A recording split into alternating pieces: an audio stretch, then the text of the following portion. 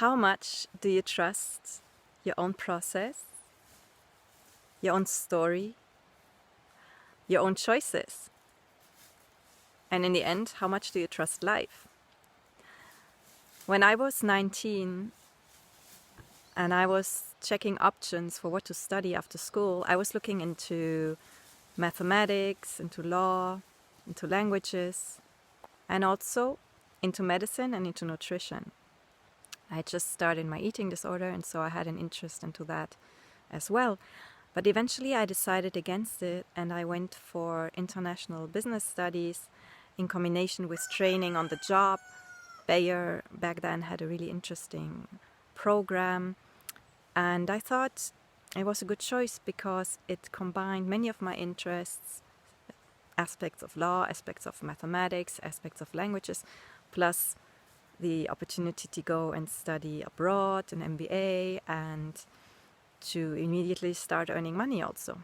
So I went for that.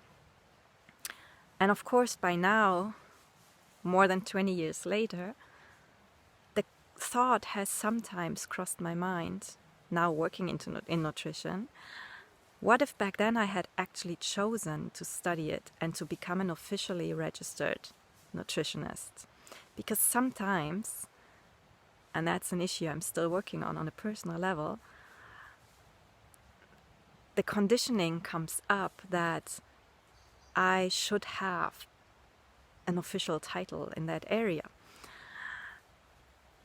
And I might sometimes not feel enough being just a nutrition coach, metabolic typing advisor, eating psychology coach, and Chinese medicine nutrition consultant.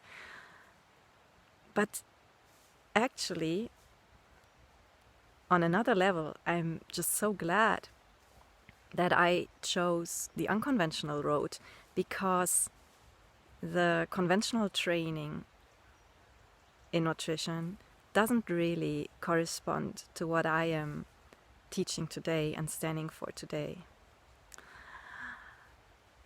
And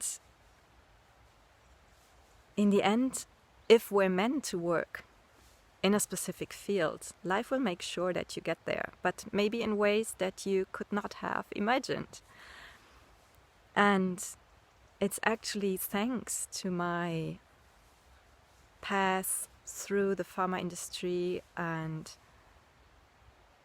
being in marketing and sales and in Spain that actually today I am in the place where I am.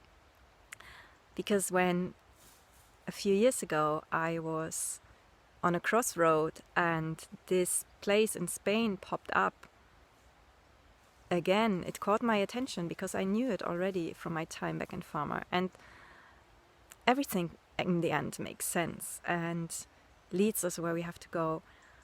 And all these trainings that I've been blessed to take over the years, and all the great information, is so much more aligned with my own life experience and my observations and my values than what I could have ever learned studying nutrition at university. At least that's what I feel when I see the way many officially registered dietitians work. So it doesn't make sense to look back and think, what if, and I should have. No, it's all perfect the way it is. And trust your process, and trust that you will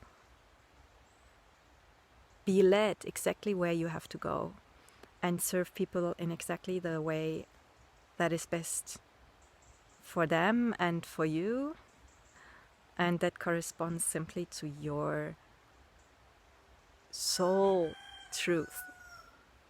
So that's why I am not an officially registered dietitian, should you have wondered.